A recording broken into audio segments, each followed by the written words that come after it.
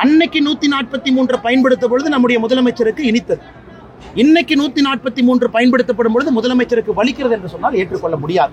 உங்களுடைய கேள்வி என்னன்னா, தமிழகத்தினுடைய முதலமைச்சர் ஐயா ஸ்டாலின் அவர்கள் நம்முடைய ஜனாதிபதி அவர்கள் உச்சநீதிமன்றத்திற்கு சில கேள்விகள் எழுப்பியிருக்கிறாங்க, அவங்களுக்கு இருக்கக்கூடிய அதிகாரத்தை பயன்படுத்தி. அது பற்றி நேற்று கேள்வி கேட்டீங்க, அதுக்கு முதல்ல பதில் சொல்லிடுறேங்கண்ணா. ஆனால் குறிப்பாக தமிழக மக்களுக்கு அரசியல் கட்சிகள் நிறைய தலைவர்கள் உங்களை குழப்பி கொண்டிருக்கின்றார். அதை கொஞ்சம் டீட்டெயிலாக பேசணும்னு நான் விரும்புகிறேங்க ஐயா. உச்சநீதிமன்றத்தை பொறுத்தவரை உச்சநீதிமன்றத்திற்கு என்ற ஒரு அதிகாரம் இருக்கிறது, ஆளுநருக்கு என்ற ஒரு அதிகாரம் இருக்கிறது, ஜனாதிபதிக்கு என்ற ஒரு அதிகாரம் இருக்கிறது, முதலமைச்சருக்கு என்ற ஒரு அதிகாரம் இருக்கிறது. இது எல்லாமே நம்முடைய அரசியலமைப்பு சட்டத்தில் நாம் வரைமுறைப்படுத்தி இருக்கின்றோம். உதாரணத்திற்கு ஆர்டிகல் 142 அரசியலமைப்பு சட்டத்தின்படி உச்சநீதிமன்றத்துக்கு இந்த நாட்டில் எங்கேயாச்சும் அநியாயம் நடந்திருக்குன்னு நினைச்சாங்கன்னா அவங்களாகவே அந்த கேஸ் எடுத்து அவங்களாகவே தீர்ப்பு கொடுக்கலாம். ஆர்டிகல் 142 என்பது உச்சநீதிமன்றத்தினுடைய தீர்ப்பு வேறு எந்த தீர்ப்பாக இருந்தாலும் அதை ஓவர் ரைடு பண்ணி இருக்கும். அதே போல உச்சநீதிமன்றம் ஒரு தீர்ப்பு கொடுத்திருந்தாலும் கூட ஜனாதிபதி அவர்களுக்கு ஒரு சின்ன கேள்வி இருக்கு, ஒரு விடயம் இருக்கு, ஒரு சந்தேகம் இருக்குன்னா ஆர்டிகல் 143 ஜனாதிபதிக்கு அதிகாரம் கொடுத்திருக்கிறாங்க. ஸோ அதன்படி நம்முடைய மாண்புமிகு ஜனாதிபதி திருமதி திரௌபதி முர்மு அம்மா அவர்கள் ஏப்ரல் 8ஆம் தேதி உச்சநீதிமன்றத்தினுடைய தீர்ப்பு, ஆளுநருக்கு அதிகாரம் என்ன இருக்கு, ஒரு சட்டப்பேரவையில் ஒரு தீர்மானம் நிறைவேற்றினா காலக்கெடுவு நிர்ணயித்திருக்கிறாங்க. இதுல ஆளுநருக்கு மட்டும் காலக்கெடுவு நிர்ணயிக்கல, ஜனாதிபதிக்கும் காலக்கெடுவு நிர்ணயித்திருக்கிறாங்க. அதன் அடிப்படையில் நம்முடைய ஜனாதிபதி ஆர்டிகல் 143 பயன்படுத்தி 14 கேள்விகளை எழுப்பியிருக்கிறார். 14 கேள்விகள் என்ன பொருள்னா, ஜனாதிபதிக்கு நீங்க கெடு நிர்ணயிக்கலாமா? அது மட்டும் இல்ல, 13 கேள்விகள்ல உண்மையான அரசியலமைப்பு சட்டத்துல ஆர்டிகல் 200 என்ன சொல்லுது, அதாவது ஆளுநருக்கு அளிக்கப்பட்டிருக்கக்கூடிய தனி அதிகாரம். இப்ப 143 பயன்படுத்தி ஜனாதிபதி ஒரு கேள்வி கேட்கும் பொழுது உச்சநீதிமன்றம் என்ன செய்யணும்னா, ஆர்டிகல் 145 பயன்படுத்தி குறைந்தபட்சம் 5 நீதிபதிகள் இருக்கக்கூடிய அமர்வை அமைக்கணும். 5 நீதிபதி இருக்கலாம், 7 நீதிபதி இருக்கலாம், கான்ஸ்டிடியூஷனல் பெஞ்ச். இன்னைக்கு நம்முடைய ஜனாதிபதி அவர்கள் கேட்டதுல எந்த தவறும் இல்லை என்பதை தமிழக மக்கள் உணர்ந்து கொள்ள வேண்டும். நம்முடைய முதலமைச்சர் அவர்கள் தேவையில்லாம குழப்பறாங்க. ஏன்னா ஒரிஜினல் கேஸ் ஏப்ரல் 8ஆம் தேதி கொடுக்கப்பட்ட தீர்ப்பு தமிழ்நாடு அரசுக்கும் தமிழ்நாடு ஆளுநருக்கும் இருந்த பிரச்சனைக்காக தமிழ்நாடு அரசு உச்சநீதிமன்றத்துக்கு போனாங்க. ஆனா அந்த தீர்ப்புல ஜனாதிபதி அவர்கள் என்ன செய்ய வேண்டும் என்று கூறப்பட்டிருக்கின்ற காரணத்தினால ஜனாதிபதி மேல போறாங்க.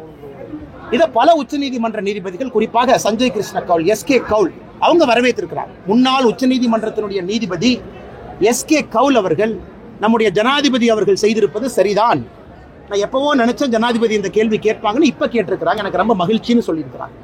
அதனால் நம்முடைய உச்சநீதிமன்றம் இப்ப ஜனாதிபதி அவர்கள் அவங்களுடைய அதிகாரத்தை பயன்படுத்திய பிறகு குறைந்தபட்சம் 5 நீதிபதிகள் இருக்கக்கூடிய அமர்வை கொண்டு வந்து 14 கேள்விகளுக்கு பதில் சொல்லணும். இது முதல் முறையா இல்லை.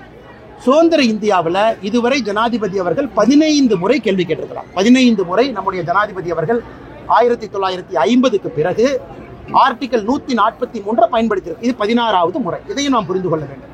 இப்ப முதலமைச்சருக்கு நேரடியாக ஒரு பதில் சொல்ல விரும்புகிறேன். 1991 காவேரி வாட்டர் ட்ரிபியூனல் 1956 அமைச்சோம். அது 91 ஒரு தீர்ப்பு கொடுத்துச்சு, கர்நாடகா மாநிலம் தமிழகத்திற்கு 205 டிஎம்சி தண்ணி கொடுக்கணும். அப்ப கர்நாடகாவுடைய முதலமைச்சராக பங்காரப்பையா இருந்தாங்க. நாங்க கொடுக்க மாட்டோம் அப்படின்னு ஒரு தீர்மானத்தை சட்டமன்றத்துல போடுறாங்க. அதை ஆளுநருக்கு அனுப்பி வைக்கிறாங்க. எல்லாமே பார்த்தாங்க, ஆர்டினன்ஸ் போட்டாங்க. நம்ம மாதிரி நம்ம சட்டமன்றத்தில் ஆர்டினன்ஸ் போடுறாங்க, சட்டம் போடுறாங்க, நம்ம ஆளுநருக்கு அனுப்பி வைக்கிறாங்க. அன்னைக்கு இருந்த நம்முடைய ஜனாதிபதி அவர்கள் இதே 143 பயன்படுத்தி உச்சநீதிமன்றத்துக்கு போறாங்க.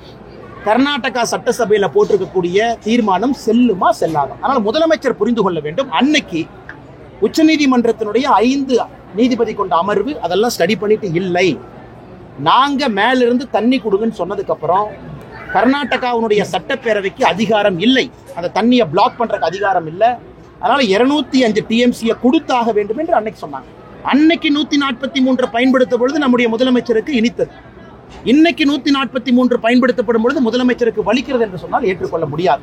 சுதந்திர இந்தியாவில் 15 முறை பயன்படுத்தி இருக்கின்றார்கள். 16வது முறை ஏன் சங்கர் தயாள் சர்மா அவர்கள் இந்தியாவுடைய ஜனாதிபதியாக இருக்கும் பொழுது ராம் டெம்பிள் இடத்துல உண்மையாலும் மாஸ்க் முதல்ல இருந்துச்சா, கோவில் முதல்ல இருந்துச்சா அப்படிங்கிற கேள்வியும் 143 பயன்படுத்தினாங்க.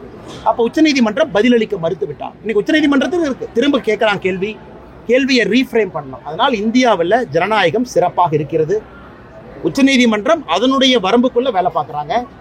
ஜனாதிபதி அவங்க வரம்புக்குள்ள வேலை பார்க்கறாங்க. அதனால் கேட்டிருக்கக்கூடிய கேள்விகள் 14 கேள்விகளுக்கு உச்சநீதிமன்றத்தினுடைய குறைந்தபட்சம் 5 நீதிபதி அமர்வு பதில் சொல்ல போறாங்க. அதனால் எதற்காக நம்முடைய முதலமைச்சர் தேவையில்லாத இருக்கிறாங்க? அன்னைக்கு கர்நாடகா தண்ணி கொடுக்க முடியாது என்று சொன்ன பொழுது இதே 143 தமிழகத்திற்கு பயன்பட்டது. இதே 143 மூலமாகத்தான் தமிழகத்திற்கு 205 டிஎம்சி தண்ணி வந்துச்சு. இன்னைக்கு எப்படி தமிழகத்திற்கு எதிராக போகும்? நரேந்திர மோடி ஐயாவுடைய ஆட்சியில் ஜனாதிபதி 143 ஆர்டிகளை பயன்படுத்தும் பொழுது எப்படி தமிழகத்திற்கு எதிராக போகும்? அதனால் பத்திரிகை நண்பர்களுக்கு விலாவரியாக இந்த பதிலை சொல்ல வேண்டும் என்று நாங்கள் நினைக்கின்றோம், கடமைப்பட்டிருக்கின்றோம். அதனால் ஜனநாயகம் சரியாக இருக்கிறது. ஜனநாயகம் சரியா இருக்கிற காரணத்தினாலதான் உச்சநீதிமன்றத்தினுடைய தீர்ப்பையும் மதித்து ஜனாதிபதி அவர்கள் அந்த கேள்விகளை கேட்டிருக்கிறார்.